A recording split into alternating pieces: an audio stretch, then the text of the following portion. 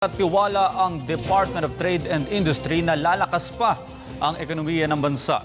Isa sa mga malaki ang naiambag sa naitalang 9.9% na paglago ng ekonomiya ay mula sa manufacturing sector. Para sa detalye, balita mo kami George Bandola.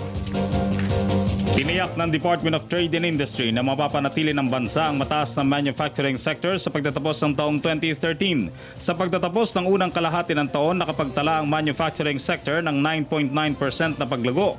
Mas mataas kaysa sa service sector na nakapagtala lamang 0.1% na paglago. Ayon sa National Statistical Coordination Board, halos madoble ng manufacturing sector ang growth rate ito kumpara noong nakarang taon sa 5.1% lamang. Kung pagbabasihan daw ang growth rate ng manufacturing sector, mas lalago pa raw ito ngayong palapit na ang holiday season. Naitala rin ang mas marami pang pag-usbong ng mga manufacturing plants sa mga sektor ng radio, television, computers and electronic parts sa bansa. Samantala, naitala ng DTI ang patuloy na pagtaas ng foreign direct investments sa 389 billion pesos. Patuloy daw kasi nagtitiwala ang mga negosyante sa ating pamahalaan at sa pamahalan nito.